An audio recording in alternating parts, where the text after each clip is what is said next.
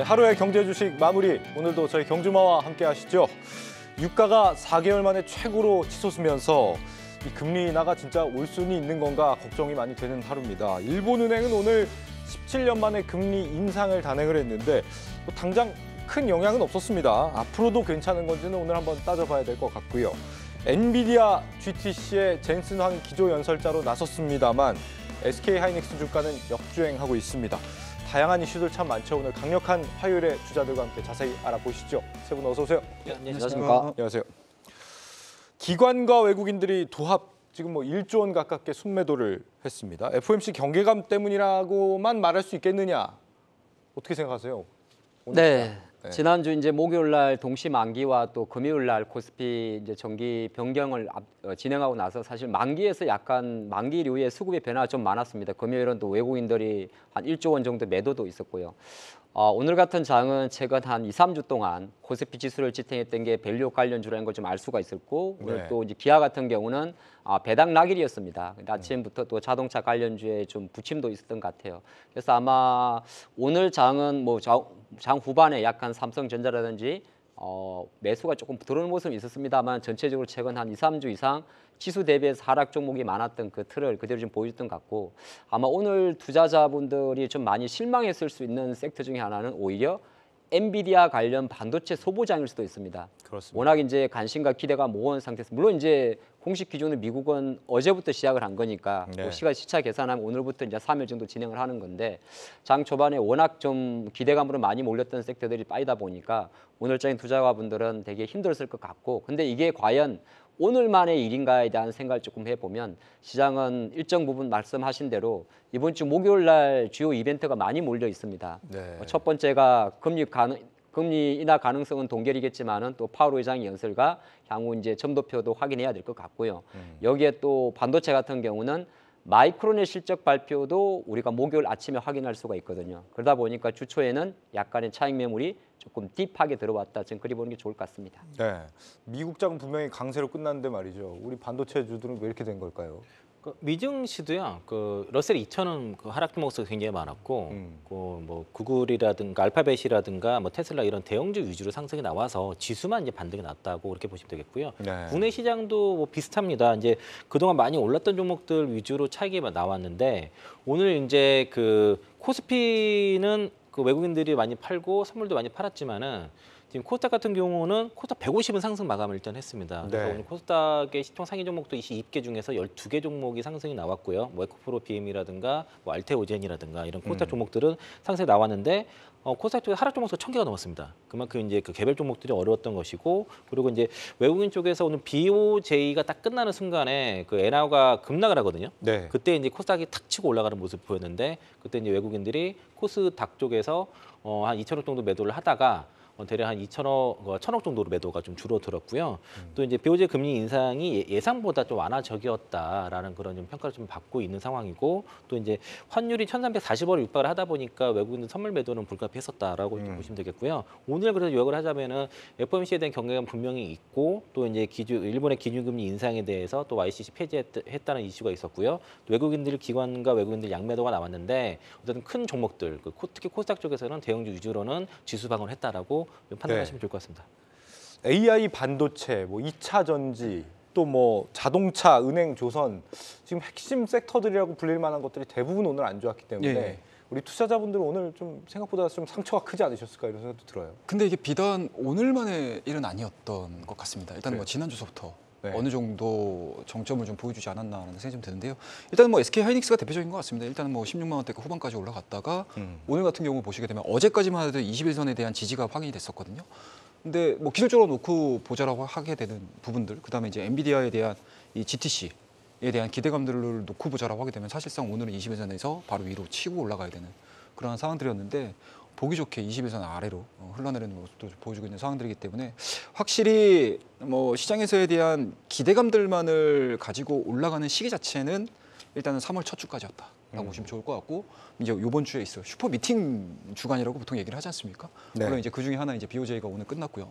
그리고 이제 이번 주 목요일 날 있을 FOMC 그다음에 마이크론 실적 부분들이 좀 있는데 그거에 앞둔 상태에서 여러 가지 이제 악재 부분들을 좀 소화를 하는 과정들이 있지 않나. 라는 생각이 좀 듭니다. 뭐 이런 부분들이 좀 반영이 되다 보니까 일단은 뭐 지수는 그렇게 크게 아름답지 않은 상황들이고요. 뭐 코스닥 같은 경우는 21선, 5일선 뭐 상단 위에서 놀면서 지금 양봉을 보여준 상태에서 짧은 바디를 보여주면서 좀 쉬어가는 모습을 좀 보여줬지만 좀 코스피 같은 경우는 좀 극단적으로 좀 조정세가 좀 진행이 되고 있는 상황들이기 때문에 일단은 뭐 시장에서에 대한 수급 부분들도 보시면 아시겠지만 FOMC에 대한 이제 소화를 어떠한 형태로 해나가는지가 오늘 좀 관건이지 않았나라는 말씀드릴 수가 있을 것 같고요.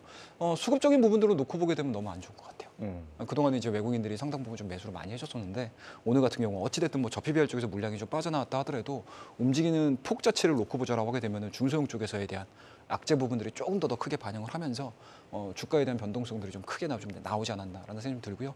아마 이러한 부분들은 뭐 오늘뿐만 아니고 내일 정도까지도 좀 이어질 가능성이 높지 않을까라는 생각이 좀 들고요.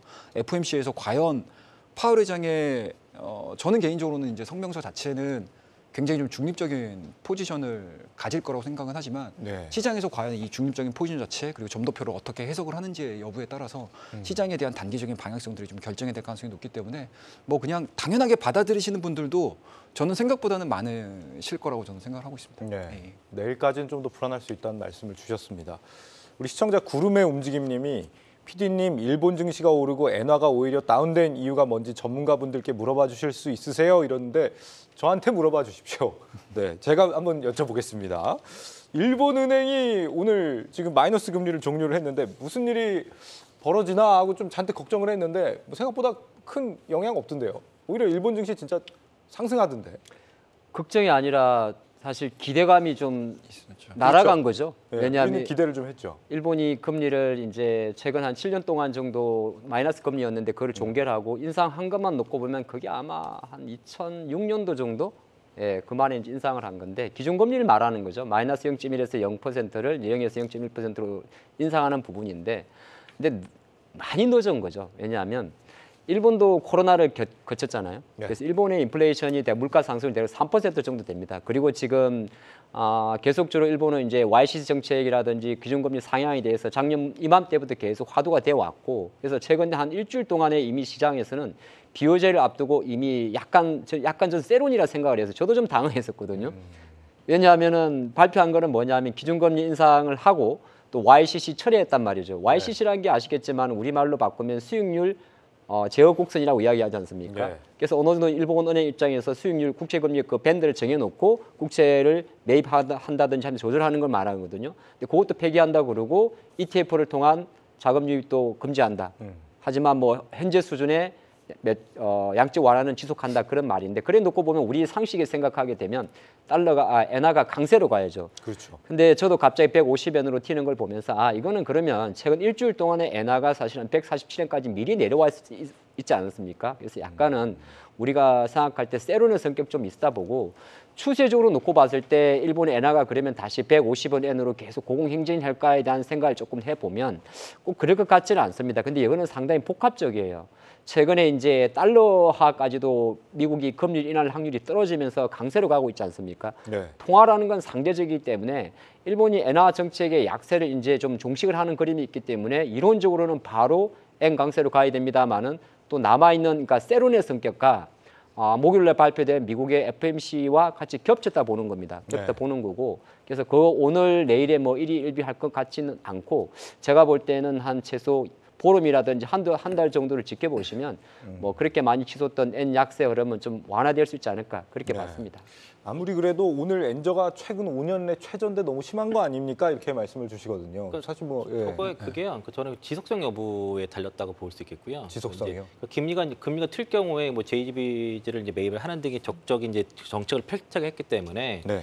금리를 이번에 인상을 했다 하더라도 추가적으로 지속적으로 인상을 할 수 있는지는 좀 당분간 좀 더 어려울 가능성이 높게 시장을 이렇게 본 것 같고 또 예상보다 좀 완화적인 정책이었다. 이제 당장은 이제 일본 같은 경우도 이제 경기 침체를 대비해서 이제 금리를 좀 올려둘 필요는 있었거든요. 그 룸이 있어야 되는데 좀 전혀 없어서 금리를 인상해야 될 명분은 분명히 있었지만은 추가적으로 하기에는 지금 상당히 제한이 있고 여기서도 적극적으로 하겠다고 얘기를 했기 때문에 네. 앞으로 추가적인 인상은 당분간 어렵겠다라는 게 시장에서 지금 평가한 것 같습니다. 당분간은 좀 어려울 것 같다. 뭐 여지를 좀 많이 남겨둔 것 같습니다. 그래서 드리는 말씀인데 4월 달에 뭐 일본에 벚꽃을 보러 간다든지 네.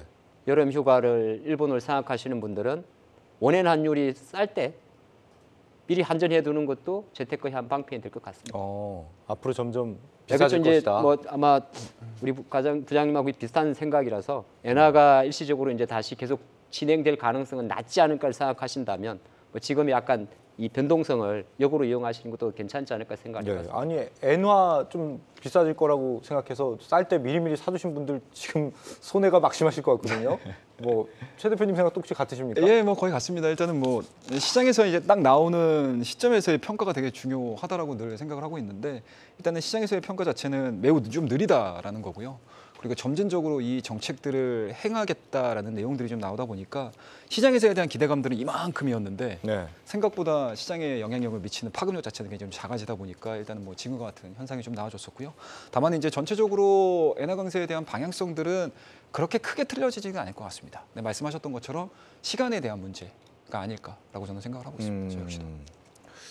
그렇게 이해를 해보겠고요. 기업이 주주 환원을 늘리게 되면 증가액 중 일부만큼 법인세를 깎아주겠다. 오늘 장 마치고 최상목 경제부총리가 이런 발언을 했습니다. 내일 그럼 밸류업이 또 갈 수도 있을까요? 이 발언이 굉장히 좀 셌던 것 같은데 오늘. 새로운 발언은 아닙니다. 그래요? 뭐 우리 2월달에 이제 밸류업 여러 가지 안 중에서 법인세 감면 이슈도 있었기 때문에 아마 그러한 이슈에 좀 연장으로 좀 보시면 좋을 것 같고 2월 27일 정도에 7일인가 6일인가 6월 마지막 주에 발표된 정부의 밸류업 일단 초안을 놓고 보면 2차 구체적인 플랜 자체가 5월 달 정도에 진행이 되기 때문에 그 중간중간에 나오는 뉴스 플로 같은 경우는 사실 우리가 계속 그냥 확인하는 수준으로 보시면 좋다 그런 말씀을 드리고 싶습니다. 이게 주주 환원 금액 전체에 대해서 법인세를 깎아주는 게 아니고 증가액에 대해서 일정 부분 깎아준다. 이러면은 약간 좀 일회성 같기도 하고 어떻게 보시는지. 그러니까 뭐 앞서 설명 잘 해주셨는데요. 그 밸류 프로그램 자체가 이게 뭐 총선형이 아니냐라는 얘기도 있기 때문에 네. 그 이후에 그러니까 총선 이후에도 이 총선형이 아닌 그 진짜로 이제 그 우리나라 증시를 밸류하기 위한 프로그램이다라는 걸 증명하기 위해서는 앞으로 이제 그런 검증들이 필요할 것이고 총선 이후에도 뭐 5월달, 6월달에 꾸준하게 이제 관련 정책이 나와야 될 것이고요. 지금은 이제 그러한 이제 이게 진짜인지 여부에 대해서 확인하는 과정이라서 이게 뭐 시장에서 장중에 이미 나왔던 뉴스거든요. 장 끝나고 나왔던 때보다 장중에 속보로 또 나왔었습니다. 그렇군요. 그래서 이제 세부 뉴스가 장 끝나고 나왔던 것이라서 뭐 깜짝 놀랄 만한 이슈까지는 아니다라고 좀 보고 있습니다. 아니 오늘 기아를 보면은 배당락일 지났다고 해서 주가가 엄청나게 빠지잖아요. 예. 이 밸류업이라는 게 존재하는 게 맞느냐 예. 그런 의심도 오늘 들거든요. 이게 지금 시기가 좀 그런 것 같아요. 그러니까 기존의 전체적인 시장에 대한 상승 구간들이 좀 진행이 됐었을 때는 예. 사실은 좋은 내용들을 가지고 반영을 하지 않습니까? 근데 지금 같은 경우는 어찌됐든지 간에 좋은 내용이 나온다 하더라도 매크로 상황 자체가 너무나 좀 크게 진행이 될 수 있는 상황들이기 때문에 뭐 배당락에다가 그리고 이제 전반적으로 이제 약세 시장 예, 좀 겹치다 보니까 주가에 대한 하락세 부분들이 좀 진행이 됐었는데 일단은 뭐 하락률을 좀 놓고 보게 되면 배당률을 빼게 되면 뭐 현대하고 기아차하고 거의 동일하게 좀 빠지지 않았나라는 생각이 좀 들고요. 뭐 이 부분들은 단기 시장에 대한 리스크 요인들이 좀 부각이 되면서 지수에 대한 하락과 더불어서 차익에 대한 욕구가 좀 커졌던 시점이라고 보시면 좋을 것 같고요. 뭐 전반적으로 뭐 현대기아차에 대한 흐름들 자체는 1분기 실적도 굉장히 좀 중요할 것 같아요. 그래서 요번 매크로 상황에 대한 영향력들만 어느 정도 벗어나고 그리고 이제 실적에 대한 1분기 실적이라든지 이런 부분들을 작년도 4, 4분기 대비해서 일단은 뭐 YOY 기준으로 보기보다는 이제 MOM 기준으로 봤었을 때 연속적인 성장 흐름들을 좀 보여준다고 하게 되면은 뭐 저는 개인적으로는 굉장히 좀 의미 있게 좀 볼 수 있지 않을까라는 말씀드릴 수가 있을 것 같고 그리고 현재 지금 진행되고 있는 저PBR에 대한 정책 부분들도 일단은 뭐 나왔던 내용들을 지금 재탕을 하고 있는 상황들이고 좀 더 구체적으로 이제 하나하나씩 이제 핀셋으로 지금 찝어가지고 정책들을 좀 내보내고 있는 상황들이기 때문에 네. 또 이러한 부분들에 또 정부의 좀 진심이 좀 담겨져 있다라고 하게 되면은 저 PBR 중에서도 고 ROE로 보여줄 수 있는 섹터 자체는 뭐 자동차 쪽에 국한돼 있는 상황들이기 때문에 뭐 재반등에 대한 재리바운딩에 대한 흐름들을 좀 지켜보시면서 대응하시는 것도 좋지 않겠느냐라고 생각을 하고 있습니다. 네. 특징주들도 잠깐 좀 살펴보죠. 툴젠이라는 기업이 이틀째 지금 쭉쭉 오르고 있습니다. 뭐 한독 제넥신과 차세대 항암 세포 치료제 기반 신약 개발에 나선다. 뭐 세 곳이 동시에 개발한다는데 왜 한 곳만 오르는지는 잘 모르겠습니다만 항상 이 바이오주들은 최 대표님 보면은 항상 오르고 나서 하는 것 같아요. 이게 뭔지는 그 전에 아는 경우는 잘 없는 것 같아요. 그러니까 오르고 나서 많이 알려지는 거죠. 네. 그러니까 일부 소수의 이 종목이라든지 이 항목에 대해서 분석을 했던 시장의 참여자들이 그렇게 극히 소수였는데 이제 하나의 이슈가 불거지면서 주가의 이목을 받다 보니까 과거의 내용들을 막 찾다 보면은 이게 다 연결돼서 올라오는 상황들이거든요. 툰젠 같은 경우도 마찬가지. 작년에 나왔던 내용들이 지금 재탕이 되면서 새로운 이슈들이 나오면서 그게 재탕입니까? 예, 아니 재탕이라기보다는 그 진행이 됐던 과정 자체가 뭔가 이제 현실화되고 뭔가 이제 앞으로 향후에 대한 이제 기대감들이 좀 반영이 되기 시작을 하면서 주가에 대한 탄력도가 상당히 좀 많이 붙는 상황들인데요. 최근에 제약바이오 종목군들의 분위기가 너무 좋았어요. 네. 일단은 뭐 알테오젠을 비롯해서 HLB에 대한 흐름들도 너무 좋았었고요. 거기에서 이제 파생될 수 있는 내용들도 너무 좋아지고 있는 상황들이기 때문에 이와 유사하게 올라가는 종목군들도 생각보다 꽤 있었습니다. 시장에서. 그리고 더불어서 또 이제 생물보안법 관련해가 좀 네. 내용들도 좀 있었고요. ST팜도 있어요. 그렇죠. 네. 뭐 그런 내용들도 뭐 복합적으로 좀 작용이 되고 있는 상황들이기 때문에 그러한 부분들에 대한 일시적으로 이제 수급이 쏠림 현상들이 좀 나오지 않았나라는 생각이 좀 들고요. 뭐 연속적인 흐름들을 좀 보여주게 돼야 된다라고 하게 되면은 뭐 툴젠이 가지고 있는 모멘텀 자체가 조금 더 구체적인 내용들이 좀 나와준다라고 하게 되면은 뭐 알테오전과 같은 흐름들로 좀 전환이 될 가능성이 있겠지만 뭐 지금은 일단은 뭐 그 부분들에 대한 확인 과정에 네. 거쳐 있는 상태에서 기대감들이 좀 반영이 되고 있는 주가다라고 보시면 좋을 것 같습니다. 우리 투자자분들도 사실 바이오주 투자하는 거 상당히 좀 어렵다고 많이 그렇죠. 느끼실 것 같은데 예. 부장님 바이오주를 좀 보고 계세요 최근에? 잘 안 봅니다. 잘안 알테오젠 보세요? 빼고는 잘 안 보는 것 같고요. 뭐 알테오젠 거를 지금 그 이제 앞으로 나올 실적은 이제 정해져 있는데 그 밸류에이션 얼마 줄지에 대한 지금 논란들이 있는 상황이라서 뭐 일단 시장 대장 주식을 좀 보고는 있고요. 투자는 안 하고 있고 오늘 툴장 같은 경우는 오늘 아마 저 항암 세포 치료제 말고 오늘 네. 뉴스 나온 게 그 RMP 그 유전자 가입 복합제 특허 승인권 때문에 그런 것 같고요.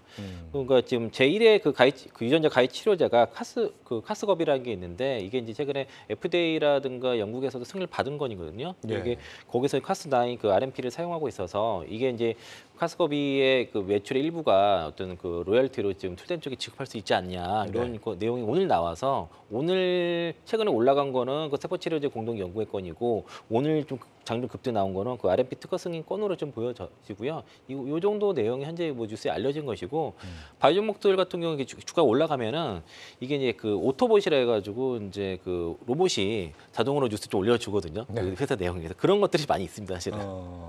그게 또 확대 재생산하고 이런 게 있을 수도 있겠네요. 오토봇을 보는 방법은 간단합니다. 네. 네, 우리가 증권 관련 이게 이제 경주마의 또 묘미죠. 네. 오토봇이 있으면 뭐가 사람인지 사람이 쓴 기사인지 로봇이 쓴 기사인지 알 수가 있잖아요. 네. 아주 간단한데 기사 내용에서 시세가 먼저 나오는 첫 줄에 시세가 나오면 대부분이 오토봇입니다.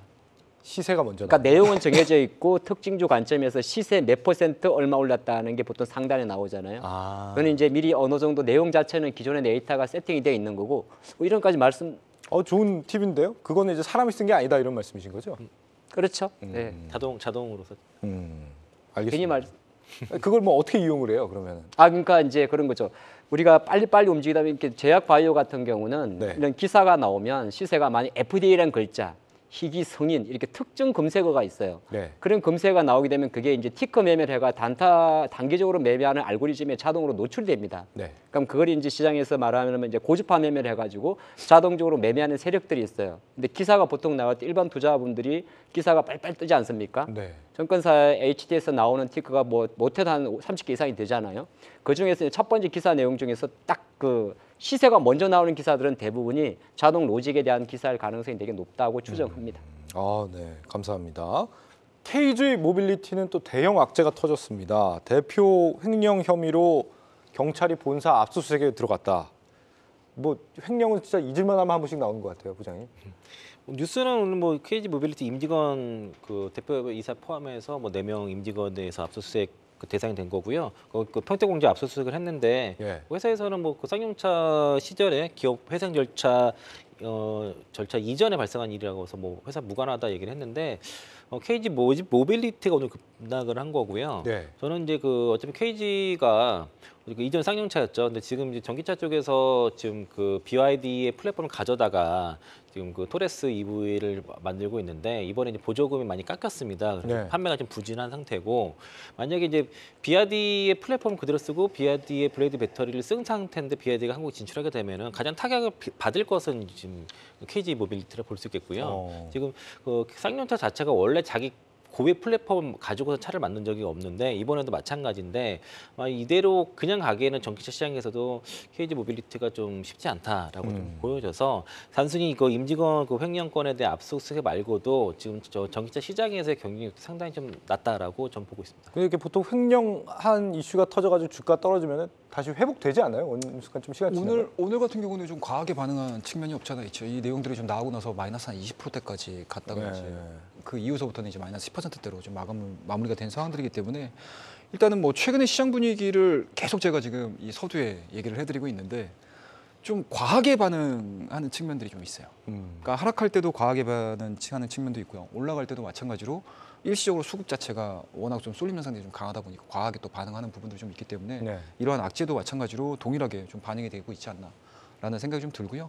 뭐 오늘 같은 경우는 뭐 앞서서도 말씀하셨지만 일단 뭐 뉴스에 나와 있는 게 사실은 거의 전부라고 보시면 좋을 것 같습니다. KG라는 간판을 달고 발생된 것들이 아니고 그 이전은 회사에는 발생된 것들에 대한 이제 검찰 수사이기 때문에 뭐 물론 이제 검찰 수사와 더불어서 이제 성과물이 나왔을 때 결과물이 나왔을 때 뭐 현 직원들과의 연계성이라든지 이런 부분이 나오게 되면 또 문제가 될 수는 있겠지만 네. 지금 수준에서는 일단은 뭐 일회성 해프닝 정도 그리고 흔히 우리가 이제 주식시장에 볼 수 있는 횡령과 같은 케이스로 좀 보시는 게 현 시점에서는 맞지 않겠느냐라고 보고 있습니다. 저는 그렇지 않습니다. 그래요? 네, 이 횡령 배임 사건이 터질 때 주가가 당일적으로 반영을 하더라도 네. 이거는 해프닝이라든지 간단히 보면 안 될 이슈입니다. 그 왜 그러냐면 네. 제가 검찰 출신은 아닙니다만은 기업이 정부가 압수수색을 할 때는 사실 직간접적으로 프레스를 하고 마지막에 액션 들어가는 것도 있고 그러니까 아까 우리 부장님 말씀하신 대로 투자가 관점에서 생각을 좀 해보면 자, 네. 그러면 이거 압수수색이 없는 상태에서 과연 KG 모빌리티는 어떤 투자 모멘텀이 있을까를 가만 생각을 해보면 사실 토레스라는 전기차가 이제 쌍용차가 이제 KG그룹이 가져가고 자체적으로 만든다 하더라도 현대나 기아차에 대해서 경쟁력이 많이 없잖아요. 네. 토레스도 실제적으로 약간 저가 SUV를 출신했습니다만 그 EV로 간다고 해서 뭐 아이오닉이나 EV6와는 좀 견줄 가능성이 낮고 그러면 KG 모빌리티 입장에서는 사명을 이제 쌍용차에서 KG그룹으로 넘어갔고 회생인가 끝나고 새롭게 시간을 합니다만은 본업으로 자동차로서 성장을 하기 위해 생각보다 오랜 시간이 걸리거든요. 그런 상태를 이제 그건 이제 펀더멘털 관점에서 보는 거고 두 번째는 왜 이 시점에 갑자기 KG 모빌리티에 압수수색을 했을까? 그럼 제가 한번 좀 조사를 해봤습니다. 예. 지금 이제 정용원 KG 모빌리티 대표이사 같은 경우는 원래 쌍용차 출신 임원이세요. 원래 하셨던 일이 이제 그쪽에서 21년도 4월 달에 쌍용차가 관리 및 회생 업무를 담당하게 되는데 그 당시에 이제 경영관리 담당 및 기획관리본부장을 하셨고 네. 그리고 쌍용차 KG 모빌리티 역사를 놓고 보면 22년도 9월 달에 현 곽재선 회장 그다음에 정용원 모빌리티 회사 대표로 각자 대표이사 체제로 갑니다. 네. 그리고 작년도 3월 달에 현 KG 모빌리티가 출범을 했고 지금 시장에서 나온 이야기는 실제적으로 지금 KG와 그룹에는 관계가 없다고 한 것은 뭐냐면 검찰 수사는 쌍용차 그러니까 합병 이전입니다. 그러니까 아마 추정컨대 21년도 그 이전 사건으로 넘어가는 건데 그래 놓고 보면 표면적으로 놓고 보면 지금 이 KG 모빌리티와는 상관은 없는데 안타깝게도 정부의 지금 압수수색의 대상이 되는 게 현직 임원이에요. 예. 현직 임원이거든요. 주가는 관계없다고 해서 반등하더라도 현직 임원의 혐의가 포착이 되게 되면 실제적으로 앞으로의 불확실성은 남아있는 겁니다. 제가 너무 좀 심하게 말씀드려서 그럴 수 있는데 네. 투자가 관점에서는 주가가 단계에 빠져가서 뭐 회복돼서 주가가 올라온다고 하더라도 투자 관점에서는 저는 리스크주의가 필요하다 그럽니다.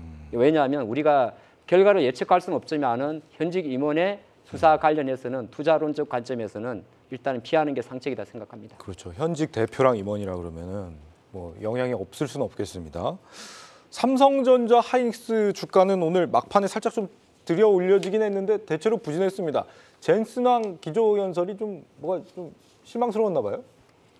시장에서 딱히 뭐 그 기대했던 거에서 뭐 평이했다고 볼 수 있겠고요. 뭐 예상 서프라이즈가 없다 보니까 네. 그리고 또 이제 그 반도체 종목들은 사실 이제 금리 인하도 되게 중요한 이슈인데 최근에 이제 금리 인하에 대한 기조가 이제 6월달에서 7월달 그러니까 인하 쪽으로 바뀌었고 좀 그리고 6월달 인하도 지금 50% 미만으로 떨어졌거든요. 또 이제 연 3회에서 2회로 떨어지지 않냐 이런 좀 전망도 있는 상황이라서 이거랑도 좀 연관이 있는 것 같고 또 이제 많이 올랐었기 때문에 여기다 차익 욕구도 있는 상황에서 새로운 재해가 없다 보니까 그냥 그 평이한 수준에서 또 엔비디아가 시간을 내서 약간 약했거든요. 그래서 이제 그런 것들을 통한 이제 차익 매물이 나오고 있다라고 좀 보고 있습니다. 차세대 GPU 블랙웰을 공개를 했는데 뭐 기존 버전보다 그래도 한 30배 성능 개선됐다고 네. 그러는데 그게 그렇게 별로 게 아니었던 모양이에요. 별로 이렇게 막 와닿진 않더라고요, 확실히. 그게 좀 나왔던 좀 내용들이다 보니까 일단은 뭐 시장에서는 뭐 앞서서 말씀하셨던 것처럼 신선함이 좀 떨어지지 않았나라는 생각이 좀 들고요.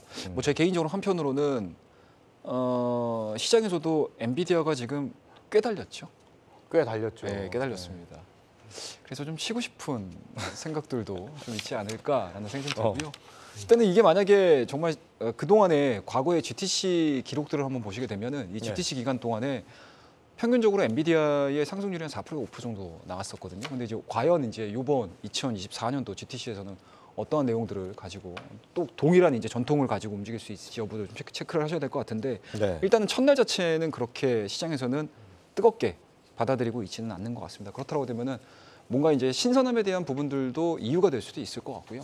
다만 이제 여전히 뭔가 AI 쪽에서에 대한 움직임들을 놓고 봤었을 때 전 세계를 좌지우지할 수 있는 것들은 일단은 뭐 엔비디아인 상황들이기 때문에 이 엔비디아에 대한 그림들 자체가 다소나마 좀 쉬어간다 하더라도 이러한 부분들을 발판을 해서 추가적인 상승 흐름들도 예상을 해볼 수가 있는 상황들이어서 뭐 오늘 같은 경우는 그냥 전반적인 이제 시장에 대한 분위기에 좀 뭐라고 내가 잠식이 됐다라는 쪽으로 해석을 해보시는 게 좀 맞지 않겠느냐라고 생각하고 있습니다.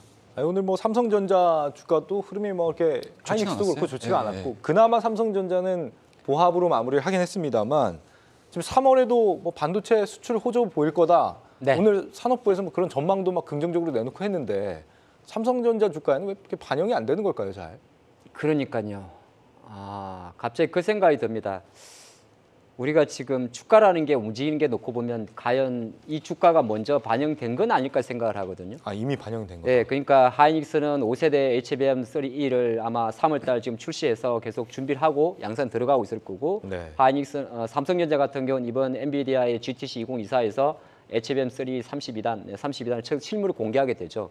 근데 이런 흐름 자체가 실제적으로 주가의 반영을 잘 안 하는 거는 한편으로 놓고 보면 이거는 이제 향후 모멘텀 종목에서 개별주의 움직임이고 삼성이나 하이닉스 같은 경우는 뭔가 숫자로 보여줘야 되는 미션도 있단 말이죠. 그럼 주가 관점에서는 아무래도 마이크론의 실적 발표와 좀 연결돼서 하이닉스와 삼성의 주가에는 영향을 믿을 수 있지 않을까 볼 수 있는 거고 최근 연초 들어서 뭐 엔비디아 신고가 행진에서 하이닉스와 삼성전자가 아예 다른 결로 움직였지 않습니까? 네. 그러면 이거는 뭐 시장에서 이야기하는 하이닉스가 먼저 HBM3에 먼저 다가갔다 이런 것도 중요할 수 있긴 있습니다만은 삼성전자라는 그 기업이 갖고 있는 시가총액 400조의 지위 자체가 아무래도 코스피 지수를 구성하다 보니까 바스켓으로 구성된 약세일 가능성도 있습니다. 그래서 오늘도 제가 좀 보다가 장 막판에 프로그램 매수를 동반해서 삼성전자 조금 들어오긴 들어오더라고요. 네. 근데 사실 이거는 뭐 주가를 최근 한 달 동안 분석을 해보면 거의 움직임이 없고 실내로 목요일 날 발표된 3월달 1일부터 20일 수출에서도 압도적으로 잘 나올 거는 작년 동기 대비해서 반도체입니다. 왜 그러냐면 낸드 가격 가치도 올라가니까. 근데 이제 주가라는 건 사실 여전히 시간이 좀 필요하거든요. 내일 삼성전자가 주총을 합니다만은 내일 삼성전자의 주총과 주가와의 관계는 좀 그렇게 연결지을 게 많이 없어요. 그래서 이렇게 좀 보시면 어떨까 싶습니다. 엔비디아의 뭐 B200이라든지 이런 거 HBM3 같은 경우는 대부분이 하이닉스나 또는 관련 중소형 소부장의 주가 변동성과 좀 연계가 될 것 같고 삼성전자의 주가는 철저하게 실적과 우리나라 전체 시장의 어떤 수급과 같이 되는데 삼성전자에 들어오는 수급 자체가 외국인들이 그렇게 강하진 않아요. 기관도 많이 안 사고 있기 때문에 아마 제가 볼 때는 외국인들이 2월 달에 7조 8천억이라는 역대 최고 금액을 한 달간 별도적인 매수를 하면서 3월 초순 같은 경우는 약간 매수 강도가 둔화되고 있기 때문에 수급이 약한 상태에서의 주가 정체 과정으로 보는 게 어떨까 싶습니다. 저는 이제 그 삼성전자를 성장지로 보고 있지는 않고요. 그 시장에서는 이제 삼성전자를 시클리컬 기업으로 좀 보고 있고 네. 그 HBM 시장이 올해 굉장히 급등장을 하고 있는데 이게 하이닉스 같은 경우에는 시장에서는 어쨌든 그 성장지로 보기 때문에 역대 밸류에이션 최상단을 지금 받고 있는 상황이고 평균적으로 그리고 삼성전자는 평균 밸류에이션의 하단에 있는 상태거든요. 얼마 전에 이제 뭐 시사기획 창이라는 곳에서 뭐 그 삼성전자 잃어버린 10년이라는 내용이 나왔었는데 제가 그동안 말씀드린 말씀드렸던 내용과 좀 상당히 비슷한 내용이 많았고요. 네. 그러니까 1998년부터 2013년까지 삼성전자가 매출이 연평균 17.6% 성장을 했는데 그 이후에 이제 2013년부터 2023년까지의 10년간의 연평균 매출은 1.25% 성장을 했고 이거 달러 환산 기준으로 삼성전자 수출을 많이 하기 때문에 달러 환산으로 보면은 오히려 0.8% 역성장을 했습니다. 그러니까 이제 삼성전자는 더 이상 성장을 하지 못하고 있고 이제 그 사이클에 의해서 시크릿과 사이클에 의해서 움직이기 때문에 계속 이제 실제로 보면 2013년 이후에 삼성전자 주가는 계속 박스권을 그립니다. 이제 고점과 이제 사이클에 인해서 철저히 시크릿 기업이 됐고요. 여기서 추가적인 어떤 그 성장이 나오지 않는 이상은 이제 삼성전자로 장기 투자해서 큰 돈 벌 수 있는 시기는 지났다.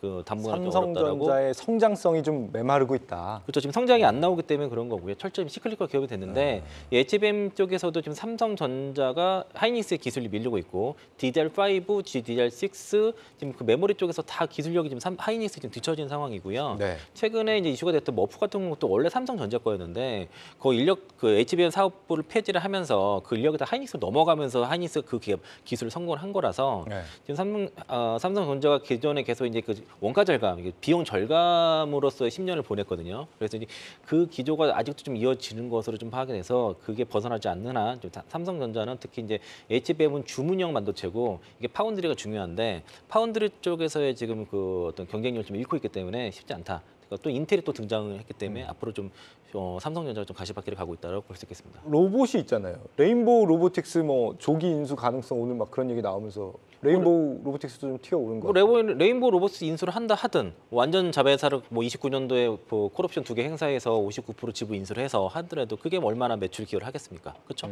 뭐 지분 또 하나 있죠. 500 몇십억 사가지고 지분 가치 올라간다 그도 삼성전자 시총 가치 얼마나 기여를 할 수 있을지는 의문인 거죠.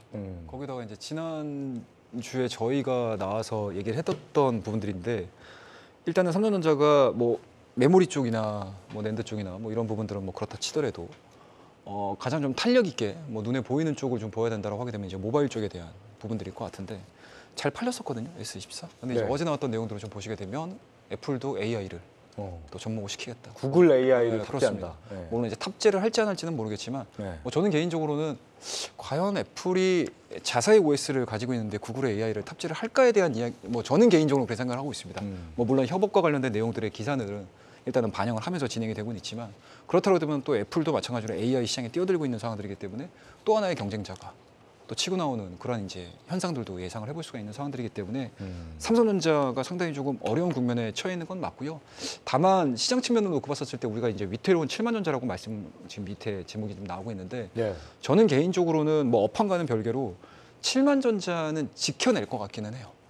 그러니까 삼성전자의 실적 부분들이라든지 뭔가 이제 업황이 안 좋아 또는 이제 시장에서의 기대감들이 좀 떨어져 뭐 이런 네. 부분들로는 하락하는 거는 좀 제한적이지 않을까라는 생각이 좀 드는데 그 부분이 뭐냐면 실질적으로 시장에 대한 영향력을 보시면 좋을 것 같습니다. 앞서서 이제 하드표님께서 말씀하셨던 것처럼 삼성전자가 시장에 위치하고 있는 그 위치가 분명히 있거든요. 그렇다고 되면은 삼성전자가 만약에 7만 전자를 하향 이탈시킨다라고 하게 되면 다른 종목군들에 대한 변동성들도 크게 나타날 수 있는 가능성이 좀 있기 때문에 네. 전체적으로 시장에 대한 흐름들 자체가 지금과 같이 단기성으로 좀 끝나는 흐름들이 좀 나와준다라고 하게 되면은 삼성전자에 대한 7만 전자 지지는 좀 확인이 되지 않겠느냐는 생각이 좀 들고요. 만약에 7만 전자를 깨는 흐름들이 좀 나와준다라고 하게 되면 다른 종목군들도 마찬가지로 생각보다는 좀 큰 폭의 하락세가 좀 나올 수 있다. 네. 바로미터로 좀 보는 게 맞지 않나 말씀을 드리고 싶습니다. 아니, 10만 전자 가냐 안 가냐 10만 전자 그 얘기할 때가 엊그제 같은데 7만 전자. 7만 전자가 위태롭냐 안 위태롭냐를 얘기할 상황이 된 거예요 지금. 안타깝습니다. 지금 GTC도 뭐 사실 큰 영향을 못 준 상황이고 뭐 그래서 AI 반도체 쪽의 모멘텀은 이제 뭐 남은 게 없나요? 뭘 보면서 가야 되나 이거는? 글쎄요.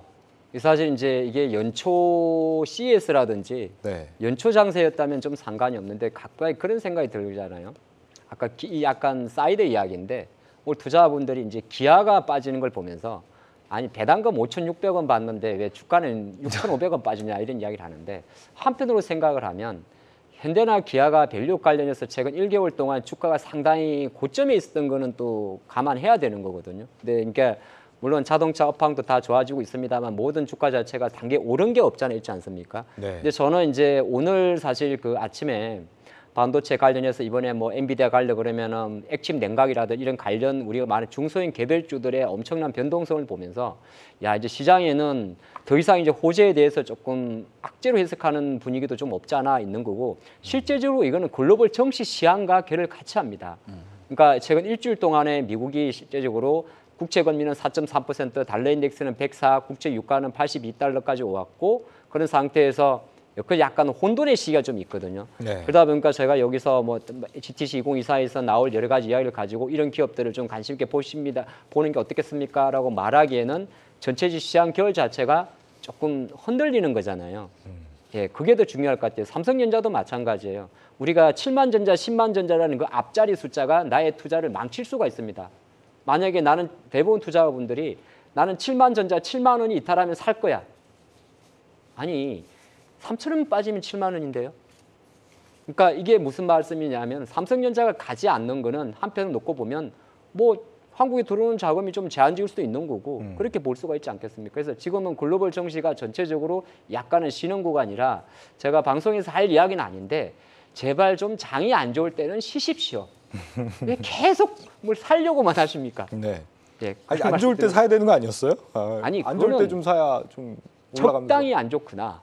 네, 적당히 안 좋구나. 확 빠져가지고 행보를 하면 사야지. 만약에 사고 싶다. 네. 그러면 FOMC 지나고 나서 결과물들을 보시면 돼요. 시장에서 어떠한 반응들을 보여주는지. 그러니까 물론 이제 새벽에 발표를 하게 되면 이제 우리나라 같은 경우는 이제 오전에 바로 맞닥뜨리겠죠. 네. 우리나라가 제일 먼저 맞닥뜨릴 거 아닙니까? 그럼 여기서 이제 외국인들에 대한 포지션을 보면서 대응을 하시면 될 것 같고요. 미국 시장도 마찬가지로 같은 결로 움직일 가능성이 높기 때문에 저는 개인적으로 뭐 오늘 하고 내일 하루 이틀만 기다리시면 돼요. 그럼 아침에 이제 마이크로 실적도 보시면 되고요. FOMC 결과물도 같이 보시면서 내가 최종적으로 이 종목에 대해서 어떻게 할 것인가, 좀 빠져 있는 상태에서 저가 매수로 들어갈 것인가 이런 것들을 결정할 수 있는 시기 자체가 생각보다 되게 짧습니다, 여러분들. 네. 하루하루 너무 이렇게 조급하셔가지고 빠르게 뭔가 성과를 내려고 안 하셨으면 좋겠고요. 네. 그렇다고 되면은 사실 지금은 매크로 상황 자체가 그렇게 썩 깨끗한 상황들은 아니지 않습니까? 그렇다고 되면 개별주 종목군들의 앞서서 우리가 뭐 툴젠이라는 종목군도 얘기를 하긴 했지만 실질적으로 이렇게 개별적으로 이슈가 나왔던 종목군들은 일시적으로 수급이 또 세게 들어가는 경우도 있어요. 그러니까 그런 종목군들을 활용을 하셔가지고 뭐 데이 트레이딩을 하든 아니면 단기 트레이딩을 하셔가지고 수익을 내는 방법도 있고요. 그리고 실질적으로 시장 자체가 안정화가 이루어진다라고 하게 되면 이 시기에 올라갔던 좀 작은 모멘텀들을 가지고 움직였던 종목군들 같은 경우는 또 제자리로 돌아오는 상황들이거든요. 그러니까 그러한 이제 시장의 성격들을 잘 활용을 하셔가지고 트레이딩을 해보시게 되면 아마 전문 트레이더가 되시지 않으실까라고 네. 생각을 하고 있습니다. 좀 조급하게 마음 먹지 말고 예, 예. 차분하게 좀 기다려라 이런 말씀인데 오늘 사셨다는 분들이 많이 계세요. 우리 시청자분들 많이 계십니다. 자, 유가가 지금 4개월 만에 최고치입니다. 이번에는 이라크가 뭐 자발적 감산에 들어갔기 때문이다 뭐 그러는데 여기에 이제 중국 산업 생산이 또 좋아지고 있다 이러다 보니까 유가 상승을 부추기는 요인으로 거론이 되고 있습니다. 인플레 이래가지고 좀 잡히겠나 싶어요. 어떻게 보세요? 최근에 이제 이걸 PPI 서프라이즈 난 것도 약간 요 영향이 좀 있었던 거고요. 네. 사우디 쪽에서 지금 공급이 좀 감소를 좀 최근에 했고 또 이제 뭐 러시아의 이제 우크라이나 드론 공격도 좀 타격점이 있어서 영향을 좀 받은 것 같고요. 중국 경기는 이제 양해 이후에 이제 뭔가 부양책을 이제 발표를 하고 있어서 좀 영향이 있는 것 같은데 다만 이제 유가도 여기서 추가적으로 올라가는 거는 좀 제한적이지 않겠냐라는 좀 그런 입장입니다. 그래서 이제 저는 이제 여기서 추가적 급등보다도 이제 80달러대를 유지하는 것 자체는 부담이지만 여기서 네. 추가 상승만 없으면 또 인플레는 또 이렇게 더 튀지 않기 때문에 보수적인 관망 정도로 보고 있습니다. 아니, 지금 사우디 아람코가 뭐 2분기에 추가 상장을 지금 예고하고 예, 있기 예. 때문에 이것 때문에 일부러 좀 더 유가를 끌어올린다 뭐 이런 얘기도 있던데. 수도 있죠. 네. 네, 정치적인 부분들도 있고요. 그리고 이제 사업적인 부분도 분명히 있고요. 거기에다가 또 하나가 지금 얘기가 나오는 게 이게 미국이 연말까지 전략 비축률을 이전 수준으로 또 올리겠다는 얘기도 있습니다. 또 방출을 더 한다고요? 아니 방출을 하는 게 비축을 아니고, 한다고? 예, 비축을 한다는 얘기도 있습니다. 예. 그러니까 지금 어떻게 보면은 올라가니까 이런 얘기들이 나오는 걸 수도 있고요. 네. 있겠지만 실질적으로 지금 진행되고 있는 이 유가 쪽에 대한 흐름들을 좀 보시게 되면 일단은 관련된 내용들이 내려간다는 이슈보다는 오히려 상승을 할 수 있다는 이슈가 조금 더 많아지고요. 아마 최근에 선물 시장을 좀 보시게 되면 상방으로 잡는 이제 포지션도 상당히 좀 많이 늘어났습니다. 그렇다고 되면은 지금 수준에서는 내려가는 부분, 그러니까 고점 자체가 이제 90불대에서 어떠한 형태를 보여줄지는 모르겠지만 현재 진행되고 있는 상황 속에서 내릴 만한 모멘텀들은 그렇게 찾기가 좀 쉽지 않아 보인다. 보시면 좋을 것 같고요. 이러한 부분들이 좀 있다 보니까 지금 오늘 또 FOMC 얘기를 또 할 수밖에 없는 상황들인데 네. 이 내용들이 지금 상반기까지 이어진다라고 하게 되면은 FOMC도 마찬가지인 것 같죠. 그러니까 그동안에 3회에 대한 이제 금리 인하에 대한 기대감들이 있었다가 지금 시장에서 우려하고 있는 부분들이 2회지 않습니까? 그리고 오늘 제가 이제 관련된 하우스에서 나오는 리포트들을 막 읽다 보니까 기존에는 6월 금리 인하에 대한 이야기들을 기준으로 해서 막 얘기가 진행됐었는데 네. 어느 한증은 기억이 잘 안 나는데 7월 금리 인하에 대한 이야기들까지 지금 진행을 하고 있더라고요. 예. 그러니까 이제 뷰가 갑자기 확 바뀌어버린 거죠. 네. 그러니까 그만큼 FOMC에 대한 영향력도 분명히 있을 거고요. 그러니까 다양하게 지금 반영이 되고 있는 상황들이기 때문에 저는 개인적으로는 유가가 좀 상방에서 좀 단기간에는 좀 진행이 되지 않겠느냐라고 저는 생각을 하고 있습니다. 그러니까 다들 잊고 계셨을지 모르겠는데요. 그러니까 1월 달에 CPI 서프라이즈 났을 때 네. 그때 이제 지금 조정이 좀 나왔을 때 그때 당시 얘기했던 얘기가 뭐냐면 그러니까 1월 달 CPI를 가지고선 이제 그 향후에 금리 경로에 좀 수정할 필요는 없고 2월 달 지표 보고 3월 달에 FOMC까지 일단 가보고 나서 그때 이제 그 금리를 뭐 몇 번 인하할 건지에 대한 그 전망을 이제 수정을 그때 가서 해야 된다 했기 때문에 이제는 좀 경계할 시점은 된 거죠. 사실상 이제 1월 달에 1월 달 CPI 서프라이즈는 시장 반영했지만은 또 유보를 한 상태이기 때문에 일단 만약에 3월 달에 그 FOMC 때 뭐 중립금리가 변동을 한다든가 이게 변화가 생기면은 일단 단기적인 충격이 있을 수 있습니다. 내일 모레를 가볍게 볼 상황은 아니에요. 그쵸. 많이들 맞습니다. 이제 2회도 예상하고 막 하지만 네, 네. 여전히 좀 우려를 할 부분이 있다. 네, 금리 경로가 약간 변경이 생기면은 요거는 약간 단기 충격이 있을 수 있습니다. 그렇군요. 이런 연유 때문인지 오늘 지금 에너지 공기업들 주가가 네. 하나같이 좀 부진하더라고요. 한국전력, 가스공사, 난방공사 다 안 좋던데요 오늘. 유가 오르면 아무래도 흑자전에 대한 기대감이 조금 낮아질 수 있는 게 이제 한전 같은 기업이 되는 거고, 물론 이제 한국전력의 최근 주가 상승에는 흑자전환과 밸류업도 같이 좀 포함되어 있습니다. 근데 제가 생각할 때는 뭐 한전이 흑자전환이 우선이지 밸류업이 핵심은 아닌 거고요. 근데 이제 아무래도 유가가 아까 말씀하신 대로 제가 유가 차트를 아마 좀 길게 보시면 최근 한 6개월 동안 배럴당 한 77달러 정도가 마디였거든요. 저항 마디였는데 최근에 이제 80달러가 올라왔기 때문에 네. 이거는 주식 우리가 보통 보는 게 원유 선물이니까 이제 선물 세력들 일정 부분 77달러 정도를 넘기면서 쇼스키지도 좀 추정할 수가 있습니다. 그러니까 쉽게 말해서 이제 매도 세력들이 쇼커보 나오는 거죠. 근데 파생 상품이기 때문에 현물이 아니기 때문에 한번 추세를 잡으면 쉽게 올라갑니다. 여기에는 이제 아까 말씀하신 대로 뭐 예를 들어서 푸틴 대통령이 오선에 연임했다든지 주말에 드론 공개 있었다든지 모든 게 좀 복합적이거든요. 그래서 유가 같은 경우는 생각보다 조금 현재 상태 배럴당 80달러 이상이 있을 때는 모든 게 좀 부담이 됩니다. 그래서 근데 이게 빨리 올라가니까 최근에 올라왔던 정유주 같은 경우도 이론적으로 생각하게 되면 이렇게 보는 거죠. 정유주가 원래 유가 오를 때 제일 먼저 움직이잖아요. 예. 뭐 GS라든지 SO일. 근데 그게 움직이는 이유는 왜 그러냐 하면 정유회사들도 이제 실적을 두 가지로 평가하는데 배터리처럼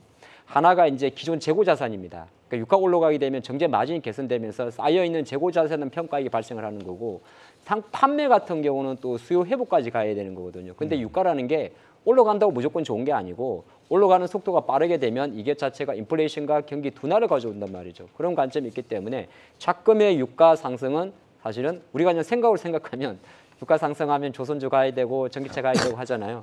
그렇지는 않습니다. 지금의 유가 상승은 약간 공급적인 요인에 의한 어떤 매기세가 좀 강한데 시장은 사실 이 부분을 조금 경계한다 그렇게 보시면 좋을 것 같고 그런 관점에서 뭐 가스공사라든지 예를 들어서 아니면 전기가 많이 들어가는 한전이라든지 이런 기업들 같은 경우는 약간은 주가 차익에 대한 빌미를 제공할 타점을 주는데 한전 같은 경우는 이런 타점에서 만약에 주가가 한 좀 많은 조정을 보인다면 길게 보는 관점에서는 오히려 매수를 할 수 있는 기회도 오지 않나 저는 그렇게 생각합니다. 아니 실제로 뭐 전기료 또 올린다 뭐 그런 얘기가 있던데 아마도 총선 이유가 될 것 같아요.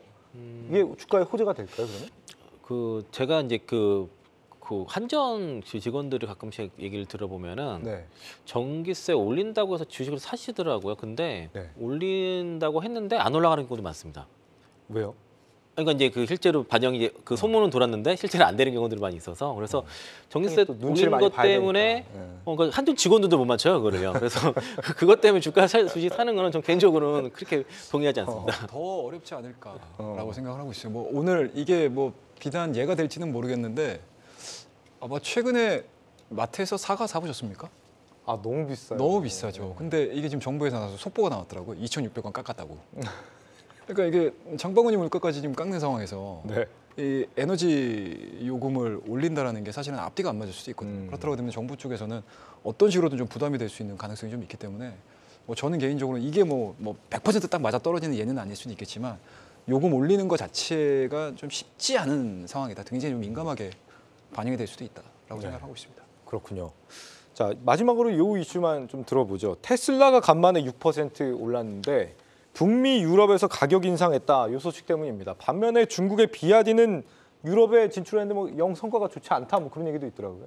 그러니까 그 비아드가 이제 성장을 위해서 유럽에 진출 많이 하려고 하는데 이게 이제 현지 공장이 없고 수출로 하다 보니까 여기서 문제가 많이 생겼고요. 네. 지금 유럽에 그 좀 정박되어 있는 차가 이제 한 10,000대가 재고로 쌓여 있는데 지금 허가권을 못 받아가지고 다시 이제 그 중국으로 지금 되돌아가는 상황이고 지난해 뭐 한 18,000대가 뭐 그 정도 팔았다고 하는데 뭐 전체 시장 점유율은 1.1%밖에 안 되고요. 또 하나가 이제 그런 선박으로 운송하는 과정에서 곰팡이가 쓸거나 뭐 녹이 쓸거나 이런 차량의 하자가 많이 발생해서 예상보다 지금 그 비아디의 유럽 진출이 쉽지 않다라고 볼 수 있겠고요. 그러다 보니까 최근에 이제 그 동남아 쪽으로 좀 돌리는 그런 모습도 보여지는데 그래서 이제 그 비아디가 이제 그 수출하는 방식이 정말 80년대 방식입니다. 요즘은 다 현지화해서 현지 공장에서 짓는데 지금 그런 수출 방식을 하다 보니까 중국에서 판매하는 가격이 거의 2배 가까이를 높은 가격에 그 유럽의 시장에 가다 보니까 중국 차인데도 그렇게 싸지도 않더라. 네. 그래서 아마 유럽 시장에 최근에 뭐 비아디 점유율이 높아졌다 이런 얘기는 뭐 그냥 태풍 속에 차탄 속의 태풍 정도로 인식하시면 좋을 것 같습니다. 아니 미국에서도 지금 중국산 전기차 관세를 뭐 높여야 된다 이런 목소리 하원에서 좀 나오고 있다 그러던데 중국의 전기차 지배력이 뭐 미국의 국가안보에 좀 위협이다 뭐 이런 얘기들을 의회에서 하고 있는 것 같더라고요. 네. 어떤 의미에서 안보에까지 위협이 됩니까 이게?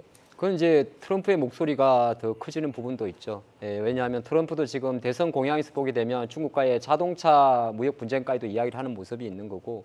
근데 이거는 우리가 알고 있는 IIRA 또는 외국 투자 제한법으로 알고 있는 FEOC 규정을 놓고 보게 되면 사실 여전히 아직까지도 중국산 전기차, 중국산 광물이 들어간 전기차가 미국 본토에서 마케팅을 하기에는 쉽지 않은 환경입니다. 그 환경으로 보시면 되고 이걸 가지고 과연 우리 현대 기아가 만약에 수혜가 되는가의 관점에서는 사실 그렇게 따지면 수혜가 아닌 건 없어요. 네.